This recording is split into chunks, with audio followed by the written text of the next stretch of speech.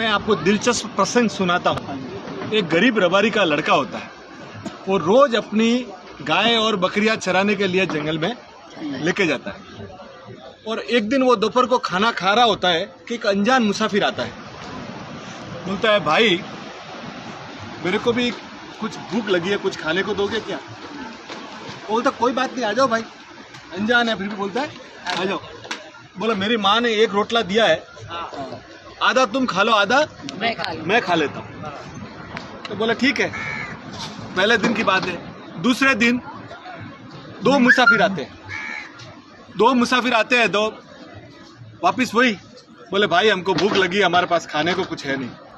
तो वो बोलता है कोई बात नहीं, अपने मेरे माँ ने एक रोटला दिया, अपने 3 टुकड़ा कर लेते हैं।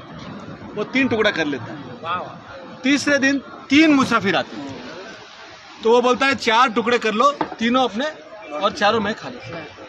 चौथे दिन 4 मुसाफिर आते हैं, तो वो बोलता है कि ये रोटला है ना, 4 टुकड़ा कर लो, आप खा लो, मेरी माँ शाम को मुझे खिला देगी, मेरी चिंता आप मत करो। तो चारों को खाना मिल गया। खाना खिलाते उसको उनसे प्रेम की बातें होने लग जाती। बोलता है कि भाई तमें कौन छो, आप कौन हो? रोज मुसाफिर आप लोग बढ़ते मेरे को बोलो, मेरी माँ मेरे को एक रोटला और दे देगी। अब बोले हम नहीं बता सकते हम कौन है। बोले नहीं बताओ तो सही।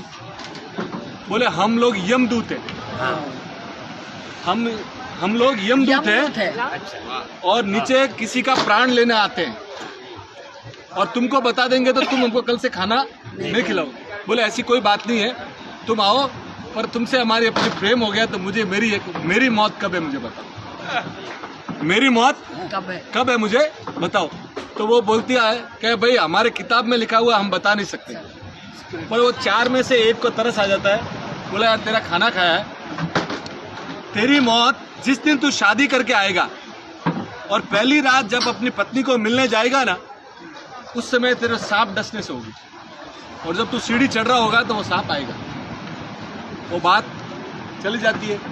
थोड़े दिन बाद उसकी शादी होती है, बारात जाती है, सुबह बारात जाके शाम को बारात घर आती है और वो जैसे ही सीढ़ी चढ़ने जाता है ना, तो वो सर्प वहाँ पे खड़ा हो। वो जो यमदूत आया हो तो वो सर्प आँख में से पानी डाल रहा है। तो वो तीनों जो साथ में थे बोलते रोता क्यों, अपना तो जॉब है ये। बोला नहीं, इस आदमी ने हमको खुद भूखा रह के खाना खिलाया था और आज मुझे इसको डसना पड़ रहा है। तो बोला कि अभी अपना जॉब है। तो वो सांप और फिर बोलता है कि देख भाई अभी आज मुझे तुझे डसना पड़ेगा। वो बोलता है मेरी प्रियतमा ऊपर बैठी है, मुझे 2 मिनट के लिए मिलने दे, फिर तू मुझे सांप से डस लेना, कोई तकलीफ नहीं, सिर्फ 2 मिनट। तो वो बोलता है कि ये दोनों का वार्तालाप चल रहा है। वो उसकी प्रियतमा अंदर बैठी सब सुन रही है। उसके आंख में पानी आना चालू हो गया कि मेरी पहली रात और मेरा हस्बैंड आज मर जाएगा, और मैं इतना दूर से तो इसके लिए आया। और ये सब बातें चल रही है तो उसकी जो प्रियतमा बैठी होती है उसके पीछे एक बड़ी खिड़की होती है, और खिड़की के पीछे से एक गर्भवती स्त्री जा रही होती है, और वो बहुत भूखी होती है। वो बोलती है कि ये कोई मुझे खाना खिला दो, मेरा पेट एकदम जल रहा है और अंदर मेरा बच्चा है और मुझे बहुत भूख लगी है। ये आवाज़ें ये प्रियतमा सुनती है। तो उसके घर पे जो भाता बोलते हैं ना, खाना उसकी जो माँ ने डाल रखा था, माँ ना मिठाई वगैरह बोलती है, अभी मेरा तो पति अभी चल जाएगा, मेरे कुछ काम का नहीं। वो अपनी साड़ी से उसको नीचे डाल देती, और वो जैसे स्त्री खोलती है, स्त्री खोल के वो सीधा एक मुंह में निवाला लेती है।